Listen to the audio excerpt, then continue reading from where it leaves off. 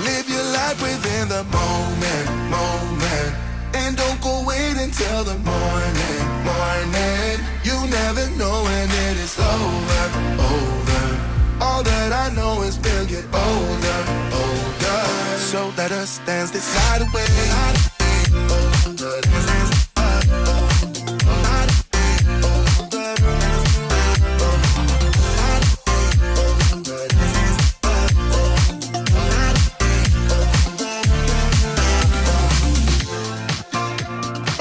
To the groove and the light that flickers. We get lost in the crowd, it's getting thicker. We get away from the drinks and chatter. Haven't said a word, but it doesn't matter. Feel the air get thinner. I'm standing in a blurry dream. No one else can see us. Live your life within the moment. And don't go wait until the morning. You never know when it is over.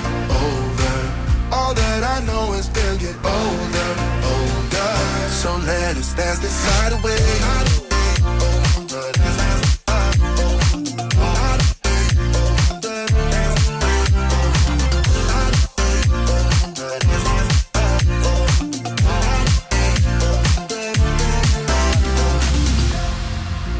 Feel the air get thinner.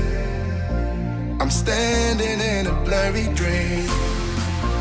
No one else can see us. So let us dance this night away.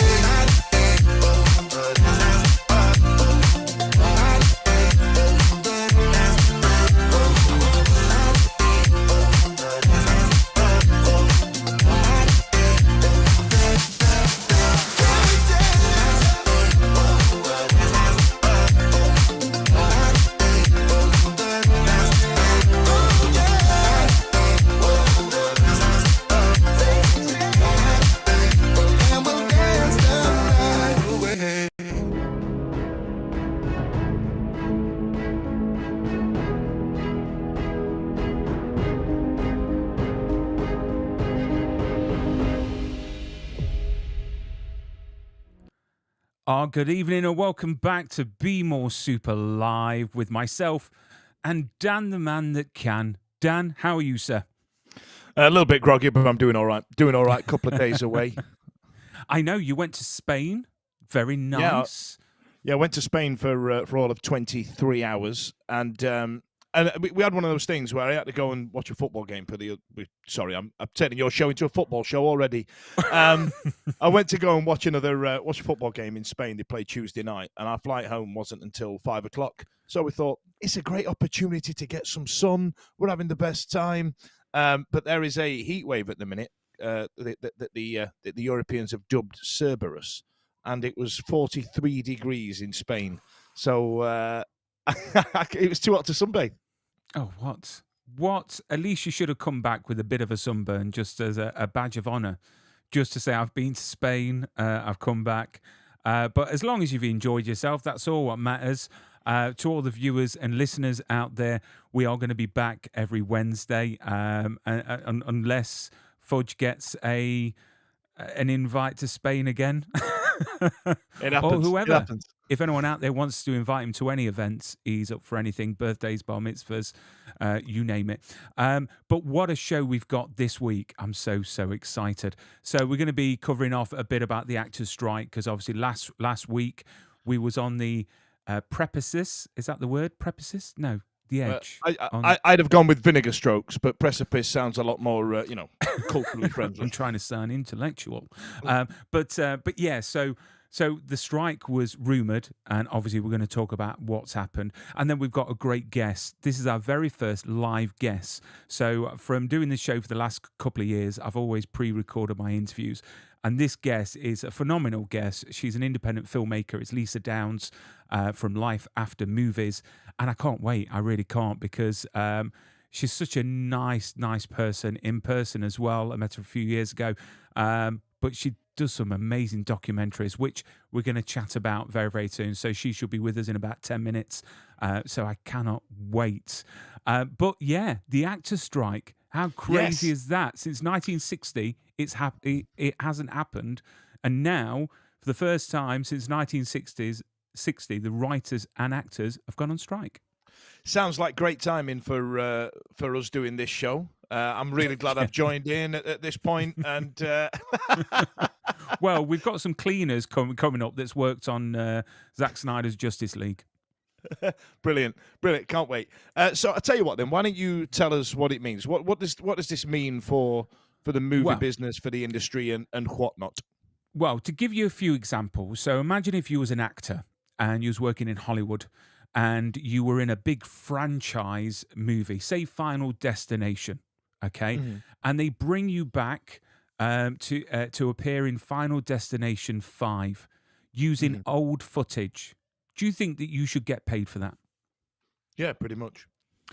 So Devon Sawyer, that appeared in Final Destination, the original, he played the main character.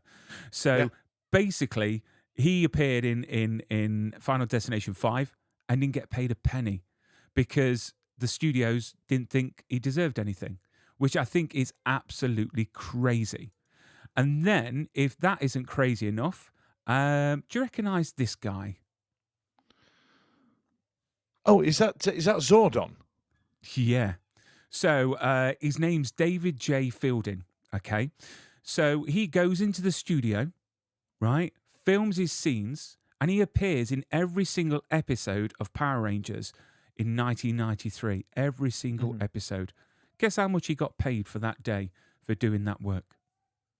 Well, I assumed they reuse a lot of footage. So what did they do? Did they pay back then? Did they pay him for the time used? So probably got like 500 quid. Cheers for your face. See you later. He got $150. So $150. So that is why a lot of actors are going on strike. Well, they've gone on strike now. Anyone connected with SAG, obviously the Oppenheimer premiere, a lot of the actors, well, all of the actors walked off from the premiere because of it. I think it's absolutely crazy. So even the studios, the executives have turned around, and their idea of artificial intelligence is that they're intending to sort of copy any extras in movies, like sort of scan them and then be able to use them in future films without paying the actors again. Stuff like that. I just think it's absolutely horrendous. And then to top it all off, Universal Studios, so they're all on strike at the moment. You talking about a heat wave. It's really hot in California at the moment, and I mean like 50s, like really hot. So Universal Studios have been accused of foul play because outside the studios, they are picketing with their signs. And obviously because of the heat, they're taking shadow under the trees. Universal Studios has trimmed all the trees. How bad is that? They've trimmed all the trees. That's do you know what?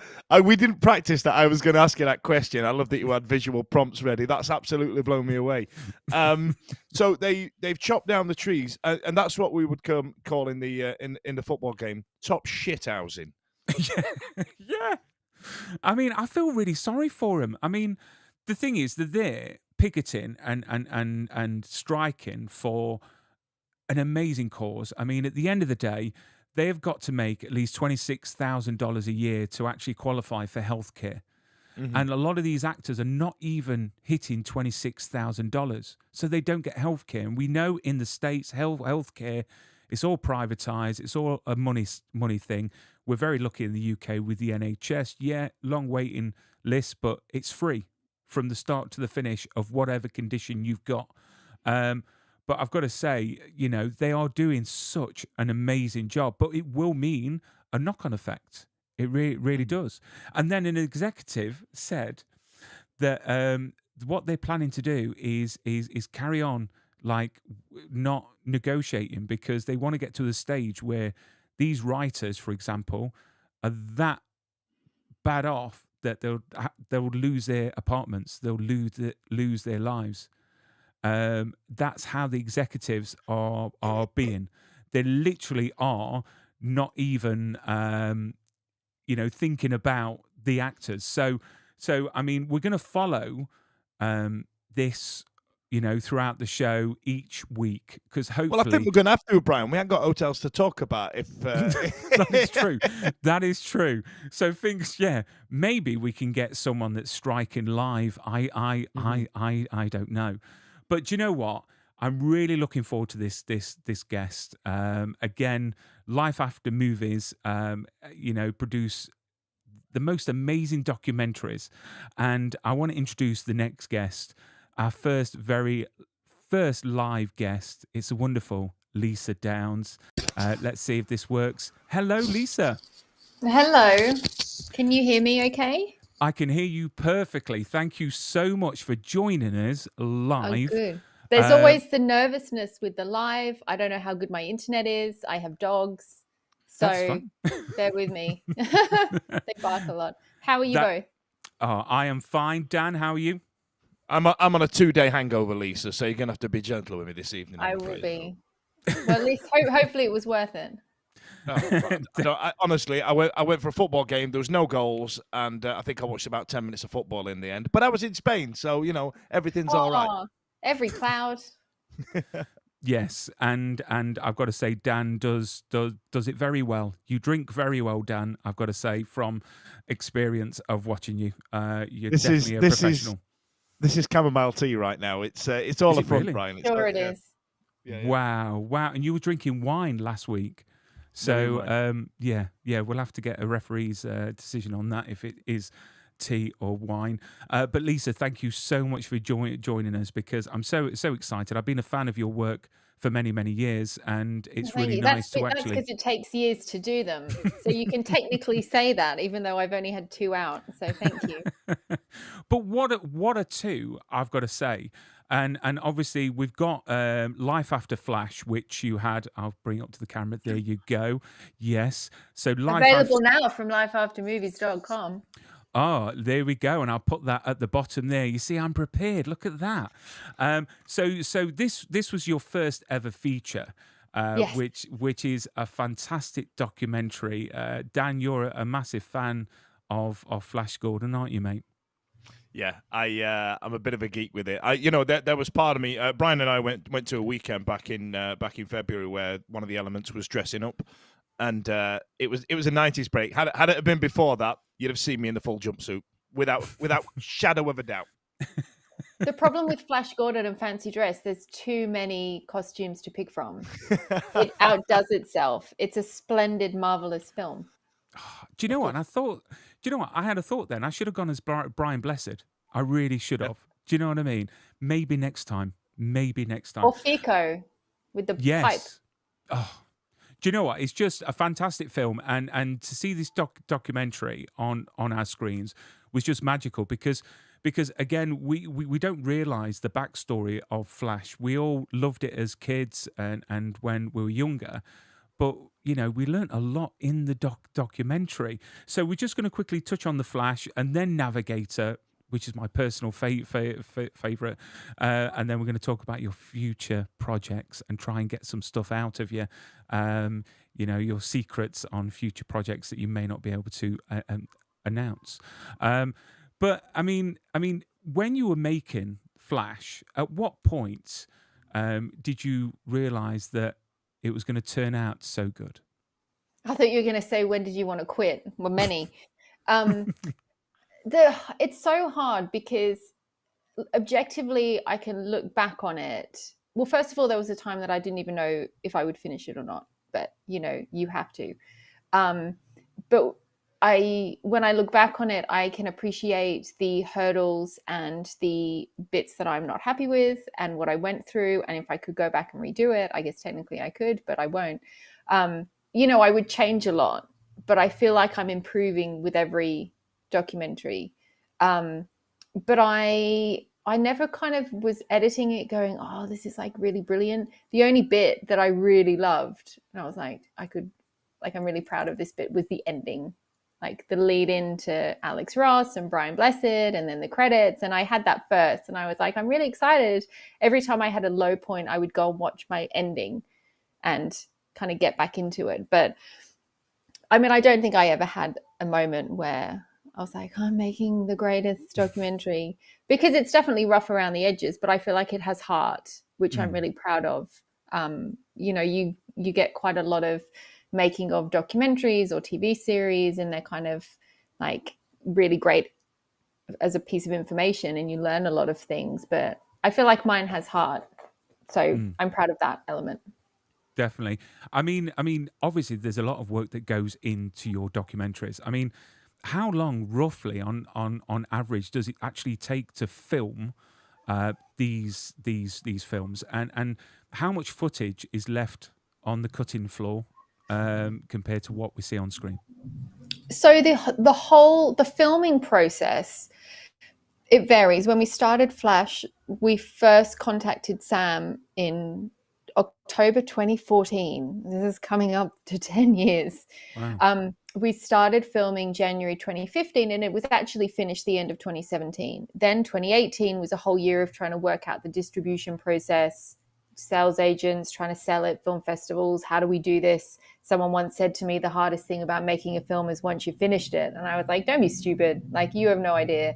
And they were right, because it's not really worth doing if no one's going to see it. So that was about 2 years of filming. And then it's slightly different for Navigator, because I was trying to think ahead. It's really hard to keep getting over to the States. So I was like, what else can I keep filming to make the most of being overseas? And then we had found Joey kind of halfway through the Flash journey. So then we were starting to film Flash and Navigator on the same trip. So that was like probably about 2 years. I didn't anticipate a pandemic with Neverending Story. So yeah, it's kind of from the beginning of 2015 to now is how long it's taken collectively, even though I've been filming for others during this period as well. But they always take some time. It takes time to raise the money. It takes time to find interviewees. It took 2 years to get Brian May to say yes, and you can't really have a documentary about Flash Gordon really without Brian May or Brian Blessed, and there are certain people that you just can't finish it without. So how did it's you always get over that barrier, Lisa? Were you just constantly berating Brian May's people to go, look, we've got this guy on now, you're gonna have to get involved, it's gathering pace, that type of thing? Or no, I don't. I say I don't like to badger. I probably badgered Timothy Dalton's agent about 9 times, and every time she was like, super nice, no, he doesn't like to celebrate films of the past. And I just kept going back with different excuses, but so I probably badgered her. But Brian May, funnily enough, we had a friend who had just worked on a live gig with Queen. So he was friends with Roger Taylor. So the whole time really was this wonderful friend of ours saying to Roger Taylor, hey, do an interview. And Roger kept saying, it's kind of Brian's baby. You should be interviewing Brian. Then I managed to get an email address, and that whole process took 2 years. And then as soon as I emailed Brian's assistant, he pretty much wrote back straight away and was like, great, let's do it in a place with a piano so I can play you something. And I was like, what is happening? So it's always like that. The hard thing about certain people at certain levels is you don't ever know if the request gets through to them. There are so many gatekeepers that, at Comic-Con's a good example was Ray Parg, who we had asked for an interview. He was like, yes, I would love to. And a representative was right next to him in front of us, both of us, saying, no, he won't do it. And he's standing there going, no, I actually want to do it. So, it's really hard to know what gets through and what doesn't. So we were very, very lucky with the people who said yes. And Brian May was just a dream. That's really odd, because that's the sort of thing I face with guests on this show, is that I think the bigger the actor, the more sort of levels you've got to get through to actually get to that person, and then you often find that you get the polite reply going, thank you for thinking of him or her, but he's not available at the moment. And fair enough, these level people probably get thousands of requests a day, and well done gatekeepers for doing it. It is slightly frustrating, but you understand their situation, so you're always trying to think of ways, if I can try and find a person that isn't through the agent or manager, I'll do that first, and then an agent or manager is kind of a last resort. Well, that's exactly what I did with one of our previous guests, Dylan Walsh, that's in Superman and Lois. He was in Congo as well, in Nip Tuck.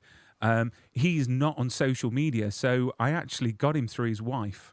I did a bit of digging, and did you flirt with somebody else's wife, Brian? Is that what you did? No. Did you have to start We're sending best, the nudes? no, Or we're threaten best. not to send them. No, we're best is now. I've just actually received a package today of a load of crew stuff from Dylan from Superman and Lois, like hats and jackets and everything like that. So no. But no, it's great. I mean, you've spoken to so many amazing people, Lisa. You know, on the web show, which is your channel on YouTube, as well as a documentary. But who's really surprised you from speaking to them compared to your pre-expectations before? There's been one person that hasn't been very pleasurable, but I'm not going to say names because I don't think that's fair. But in terms of, I've been very lucky, really, is the honest truth. And, you get people at, like we talk about, at certain levels that I don't expect to be so lovely. Like Richard O'Brien, we were interviewing, he came early. I was still setting up. I was like, I'm really sorry. He's like, no, it's fine. I'm early. I'll just grab a paper. I'll sit. He just read the paper, wasn't in any rush, didn't feel, he didn't put pressure on us. He was like super nice. We had a chat. Lisa, sorry to interject. You've just made my day. I had written down on my notes, was Richard O'Brien as lovely as we perceive him to be? So I can cross that one off, actually. You right can. Now. He was honestly like just so lovely, and really just sat and read the paper while we were setting up, and just I couldn't say enough wonderful words about him. And amazing eyes, like just almost intimidating to look at. They were very piercing. So that's probably been the biggest surprises, is people have been so much nicer and so much more accommodating. Like Topple didn't have to drive me to his charity and then take me for a massive sushi lunch, but he did, and it was delicious, and he sang the whole way. And it was, that kind of surprise has been really lovely. I've been very, very blessed to meet all these amazing people. Now, one of those amazing people for your web show has been Bob Gale. Now, obviously, Yes. Back to the Future tops a lot of people's top 5, top 1 movie. I mean, me personally, I think it's like the perfect movie. And he spoke so candidly about I don't want to call it an incident, but the Eric Stoltz situation. Having filmed 5.5 weeks of a movie and then getting somebody new in, and you're clearly a fan of the movie as well. It really came across well on that show. Oh, good! I was so nervous. You couldn't tell. I was so nervous. He came across so lovely, and he's like everybody's lovely granddad, isn't he? But what he didn't really go into on the show, and he might have done off air, was how he spoke to Eric. I mean, who had to sit him down and say, Eric, this is not working? He's very respectful in the way he tells a story. He always goes on. He always makes a point of saying, that he's a great actor, that it just wasn't the right role for him. He's very respectful in the way he does it. But, did he ever mention who actually sat down and had that chat with him? No, I mean, first of all, I have to do a big shout out to Adam Gradwell, who set that interview up, because I wouldn't have even known how to get Bob Gale. And it was just amazing. I ended up at a Comic-Con with him again through Adam, and he in person was just even more wonderful and quirky. But no, he didn't. I mean, he did talk about it. And, I think it's just when you know that it's not right for the film's out there forever. And this is sometimes issues I have. It's like, I don't want to rush it because it's out there forever and no one will know the issues. And when you see the side-by-side comparison, it's like chalk and cheese that Michael J. Fox was the right person. But he did talk about the moment that him and Bob Zemeckis kind of had to have that conversation, but he didn't talk about actually telling him, which I just feel sick thinking about, like that poor guy now looking, it's like Pete Best, like, do you really want to be exposed to it? But I think it was definitely the right call, but that's part of the job, isn't it? It's part of the industry. It's not all, plain sailing and silver linings. I mean, you've also spoken to Richard Donner, which I've got to say is one of my all-time favorite directors, hence Superman the movie. What was he like to chat with? Because that guy has literally done so much in his career. Yes. So, oh my God, I'm nervous just thinking about it. So there was, it's such a funny story. I was in LA and I was like, well, Ash just said, you should just email Richard Donner and see if he'll do an interview for an unnamed future life after. And I was like, he's not going to say yes. Like, it's Richard Donner. Anyway, I emailed and they pretty much came back with yes. Originally, I'd said, can I have a meeting? Because I thought I can't, do a project without his blessing. So I really wanted a meeting. And then the morning of, he cancelled it. And I was flying back to the UK.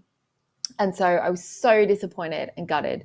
And then when I was back to the UK, I emailed the assistant again and said, can I have a call? She was like, yep, 4:00 Thursday, whatever it was. And I was so nervous. And I just rant. When I'm nervous, I rant. So I called and it rang and he's like, in that big booming voice, hey, I can't do his voice. I have really high pitched voice. And I kind of explained what I was doing. And I was like, oh, Mr. Donner, I want to do this project and I need your blessing and blah, blah, blah. I really want to interview you. And all he really said was, make it a good one. So I was like, okay. So I emailed the assistant again. I said, can I come to LA and do this interview? Had it all set up 2 days before. Oh, he's got a cough. We might have to cancel. I said, really, I've got a flight. I'm coming from the UK. I'll just come and then, like, worst case, we can maybe reschedule. But anyway, we ended up doing the interview and I had never heard of the scent patchouli before. LA. Verisimilitude. Oh, is that what? Patchouli, like it's a scent. I had never heard of it. Oh, okay. Apparently it's quite big, like lemongrass or something.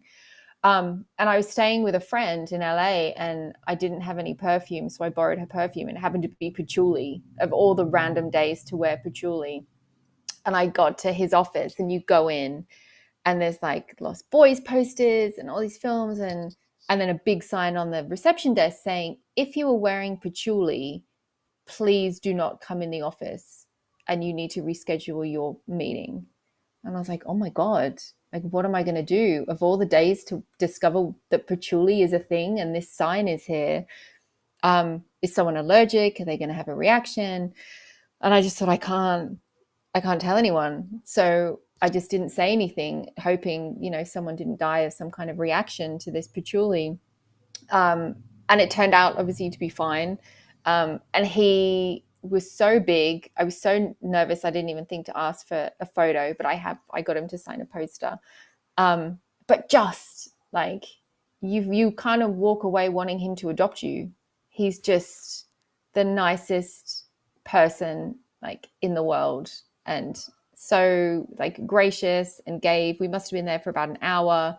And he sat at the end. He's like, what other stories can I tell you? Have you seen, like, he had the Goonie skull next to his desk. So the One-Eyed Willie was there and he had the ship. And I was like, oh my God, the clapperboards. And yeah, every time I see patchouli, I think of Richard Donner. And it's such a shame that he's no longer with us. Mm.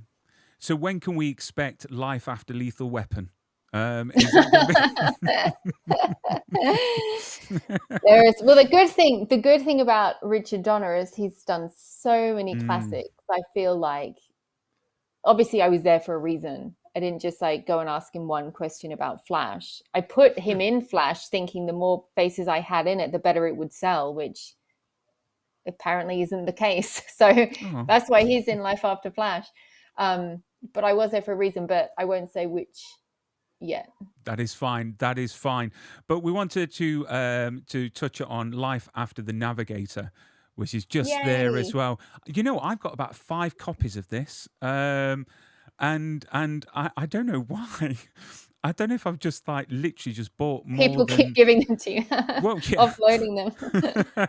But no, we might do an awesome giveaway because I'm not sure if you still can get the crew badges You can on your website as well.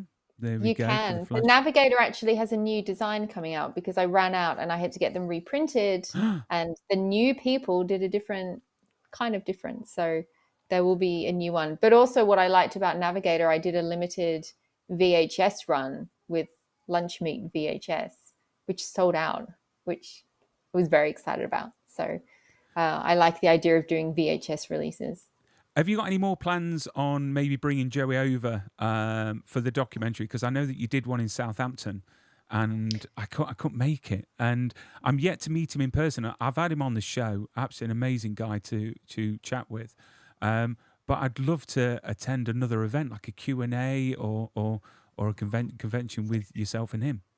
Yeah, I mean, definitely I would love to. I feel like one of the biggest frustrations I had with releasing the film when I did, and obviously we chose to do it, was it was the end of 2020 and we didn't know when the pandemic was going to finish, what was going to happen. We were going to have a whole festival run with it like we did with Flash, and he had spent so long thinking that no one really cared about Flight of the Navigator. I really wanted him to be in front of audiences knowing how much people still love him, love the film. So I really wish that we had done more screenings. So that's something that I would love to explore. But it's all, it's all time, it's money, it's organizing, it's schedules, it's, trying to just work around life. But definitely is the answer to that. And then we've got your most recent project, which that was a smooth transition, by the way, with that go. logo coming up. What can I say? He's not missed a beat all evening, Lisa. I'm actually impressed. To be honest, I've got so many buttons in front of me, and I've got Mars bar fingers, so I'm really surprised that I haven't brought up random, pictures from other interviews. To be fair, so just a quick disclaimer: if anybody's listening, if Bryan accidentally puts up his search history, just get rid of it. Just swipe past, ladies and gentlemen. Nothing to see here. So listen, do you know what? This is the thing. My wife never looks at my phone or my computer. Not that she's scared I'm doing anything wrong. It's just that she gets bored at the fact of how many film props I've got on my phone, or celebrities and everything like that. She finds it very boring. So is that film props that you own or film props that you're trying to obtain? Well, I own film props, and obviously the sponsors of this show is Prop Store, which an awesome company that auctions amazing props, and me and Dan are going to go down in November. Seamless. Exactly. Seamless segue. It was that like was, it was Lisa. just planned. Thanks for the lead. You've done this before. Yes, but yeah. So let's talk about Life After the Never-Ending Story, because it's one of these films that traumatizes us kids, but it's the most lovable film. It really, really is. Valcor is just, I wanted him as a pet. Maybe that might be on my search history on how to get a real one as a pet. So why Life After the Navigator, and why not, I don't know, Life After the Labyrinth? Do you know what I mean? What made you go down that route? There's always different reasons why I pick a film, but it's also, I do have a list, but it's just who you can get in contact with. There's a couple that I have been working on trying to get hold of people for a couple of years and still haven't succeeded. I feel like what has been really good with these ones so far is that it feels like everything has kind of happened as it should. If I had found Sam or had the idea to do a documentary on him a couple of years earlier, he wouldn't have been ready. If I hadn't decided to do Navigator when Joey was still in jail, I wouldn't have even known where to start to find him. The fact that he was in one location really made it easy. And he was also this time around in a place where he was ready to tell his story. It took me 2 years to contact Noah before we finally met. We had some email exchanges in 2017, and then he kind of just disappeared for a couple of years and then came back on the email scene.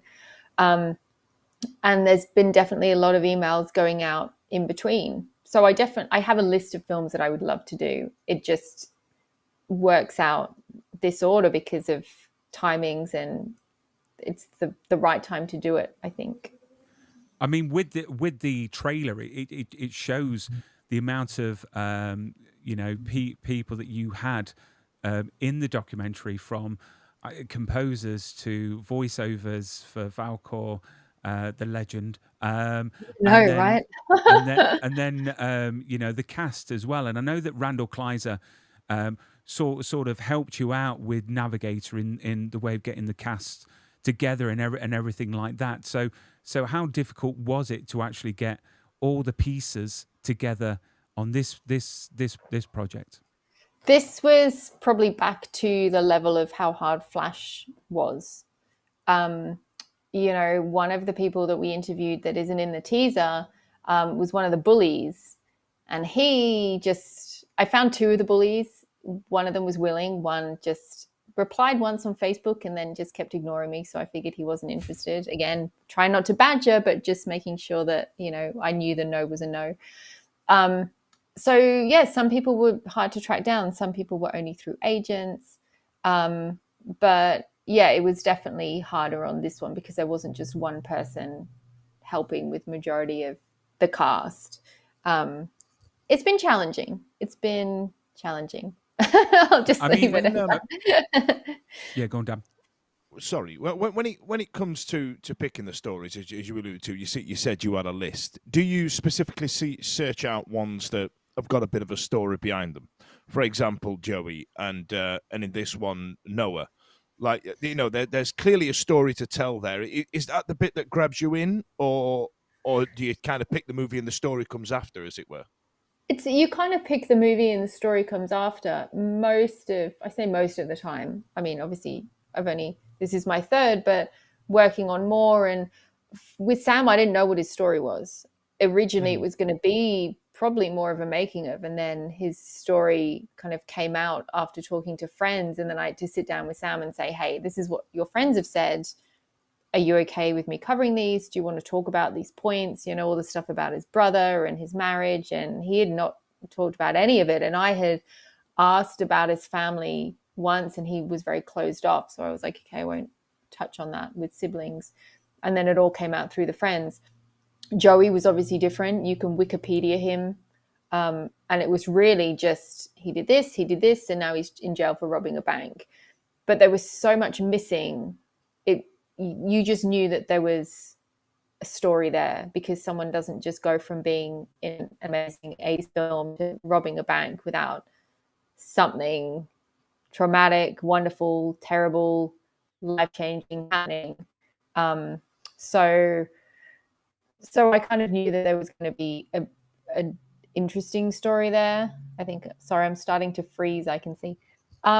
And then again, Noah, I knew elements of, you know, reading about his back on set, but I didn't know anything else. You know, you can read about certain things, but you don't know why they happen or how they happen. Mm-hmm. So it all varies. There are some films that I just love the films.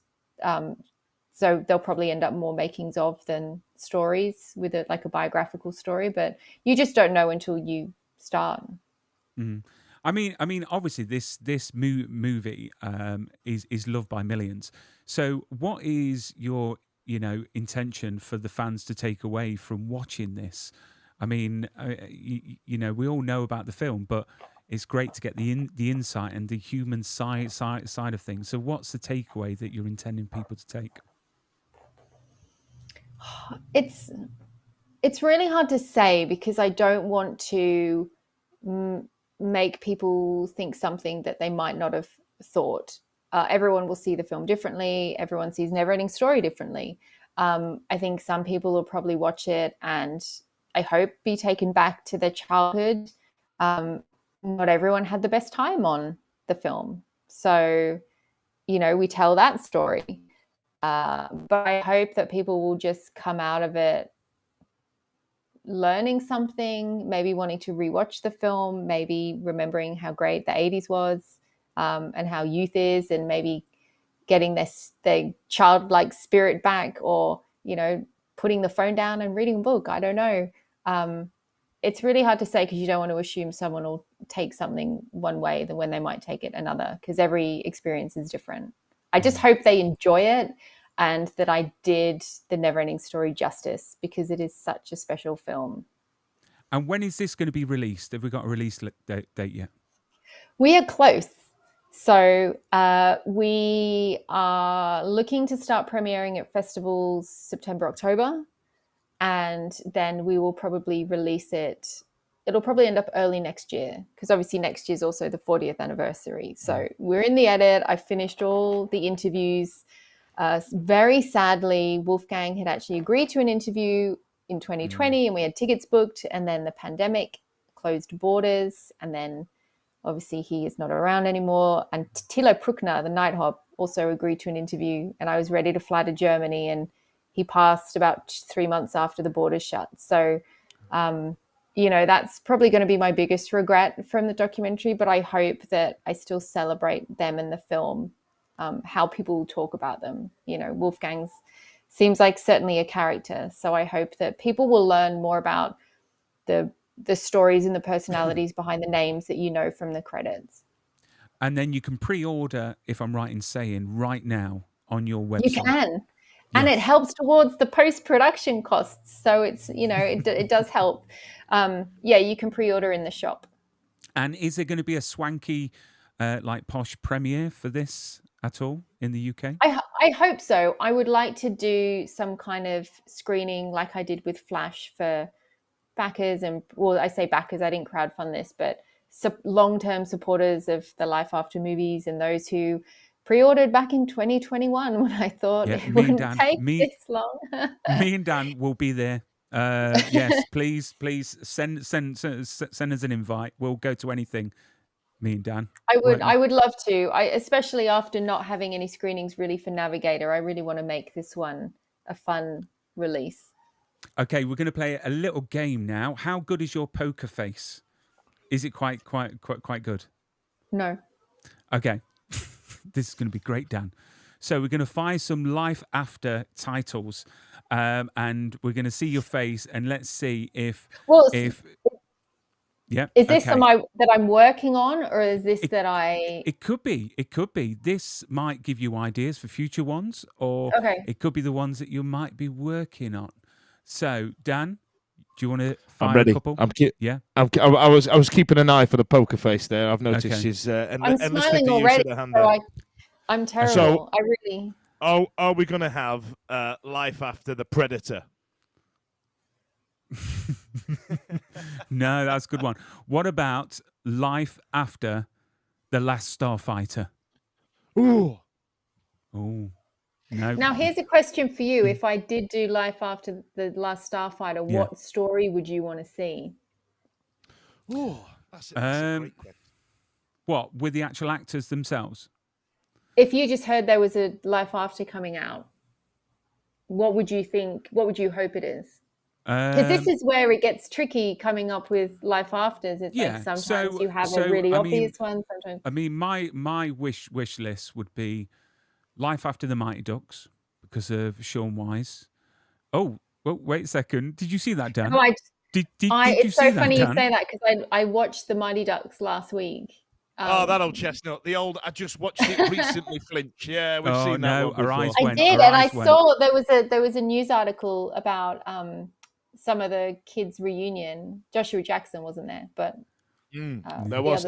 There's a weird thing happening that it makes me feel ancient. Like you mentioned earlier on that, this movie's story's 40 years old next year. Good Lord, sweet child of mine, we are officially, we're only a few years away from getting our B&Q orange apron. I can't even talk about it.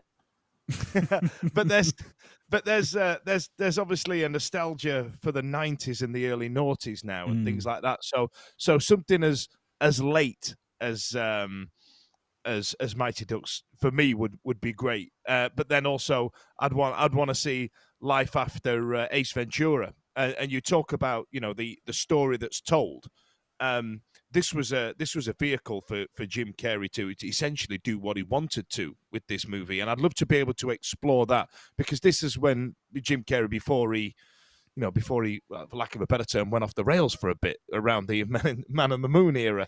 So I'd like to see that. I'd like to pull that apart, and then you've got some relatively large names in it. Yeah, I think it's so much, unless someone listening, owns a studio and wants to fund the whole thing and has a lot of money, it's so hard to kind of live and work and do these at the same time, that they have to be ones that I just love. Sorry, I've left my email on accidentally. And the Mighty Ducks would fall into that. You know, some of the things, there's one that I want to do, which is actually a TV series, and I won't say because I don't want to jinx it, which is late 90s. So I was an 80s baby, 90s teen. So anything in that realm for me would just be wonderful. Do you know what? We've not even considered TV. We could do Red Dwarf. We could be just listing them all off, Brian. Red Dwarf for me, bottom. Saved by the Bell. Saved by the Bell. Saved by the Bell's an absolute megastar one. Dustin Diamond was still around. Yeah. That would be a hell of a story there too. That was one I was looking to. Hang on, I'm just going to turn my email off. That was one that I was really looking to do before he passed away. So.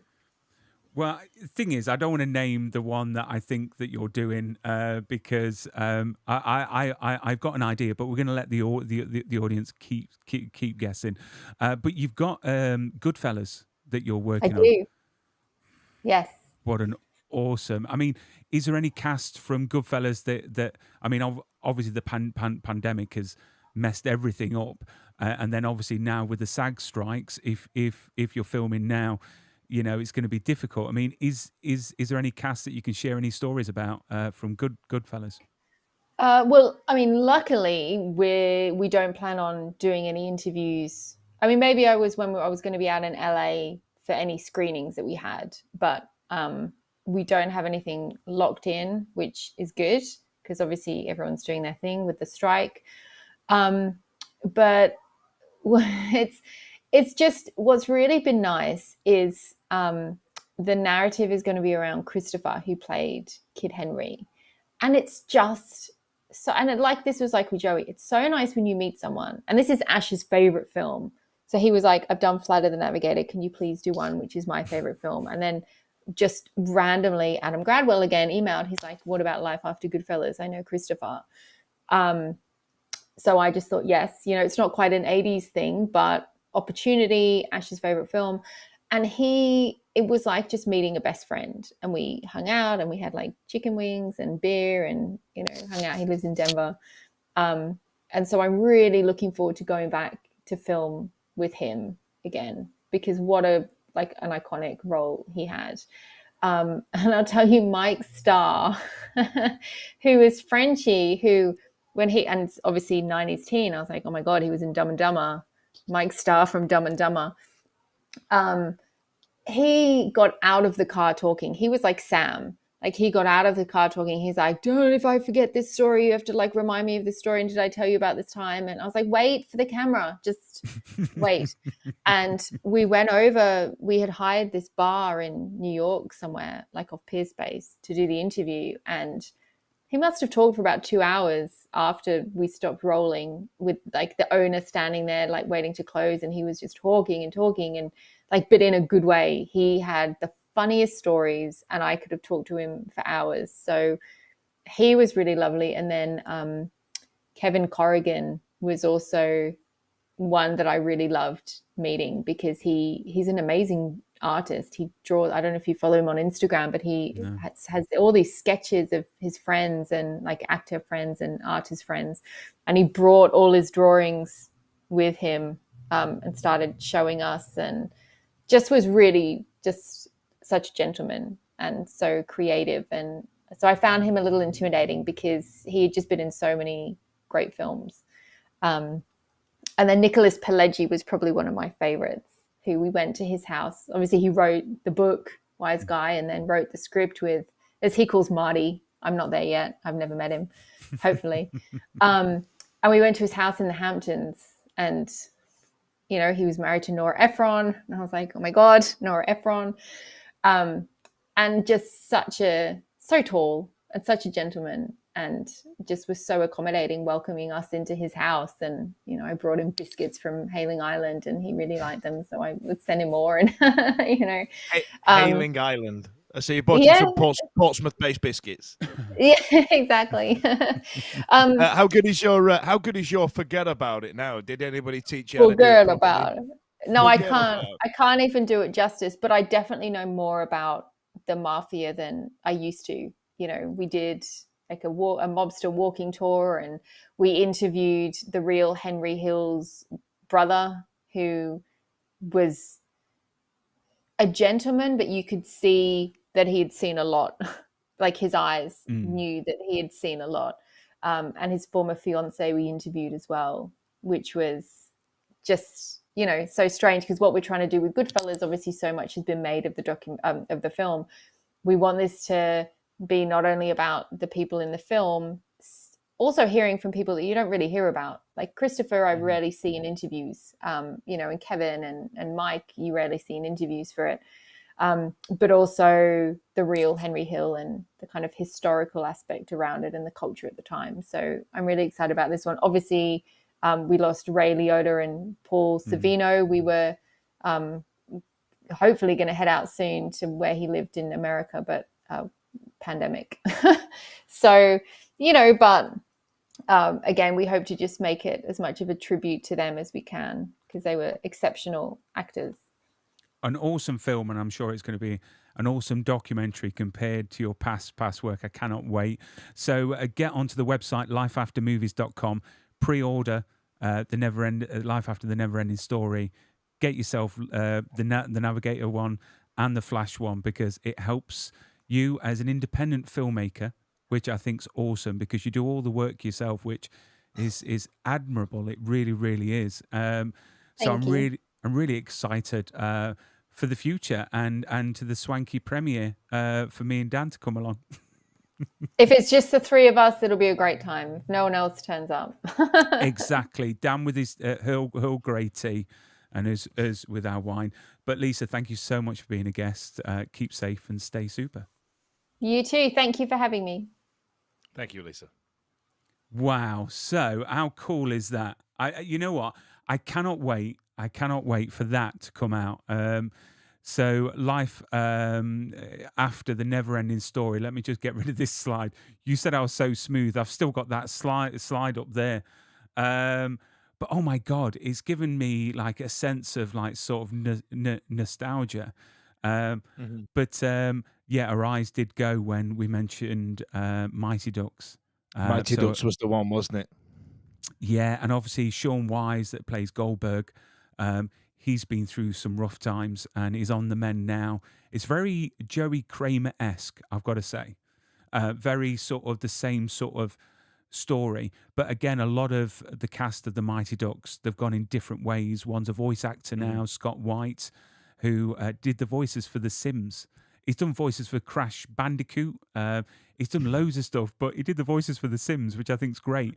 But because of the SAG... And they speak in that garbled kind of voice thing, don't they? But like I found with a lot of what you were just talking about there, you know, about child actors. I remember watching a video recently on Drew Barrymore and the things that she went through, and she kind of broke through from child star into being this adult star, but not in the way that, you know, a lot of teenagers would mean that phrase. And then you've got people like Corey Feldman, and then you've got Noah from Neverending Story, and just like you were saying about a couple of the cast from the Mighty Ducks, you know, it's messing some of these guys' lives up a bit, isn't it?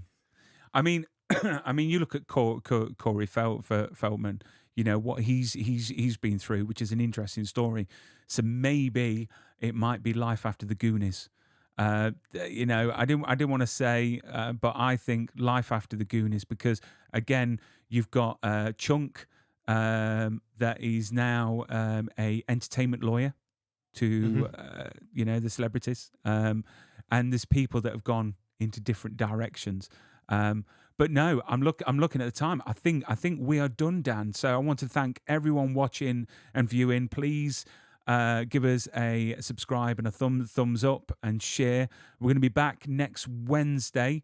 And we'll be posting any guests or anything that we're going to be doing next Wednesday. So please come along. Thank you so much for watching. I had a great time. It went all right, didn't it? A live guest. It went all right. Yeah. Well, it's your smooth AV work there, Brian. That's what's carried that off. But no, Dan, thank you so much for being my partner in crime once again. And I'll see you next week, my friend.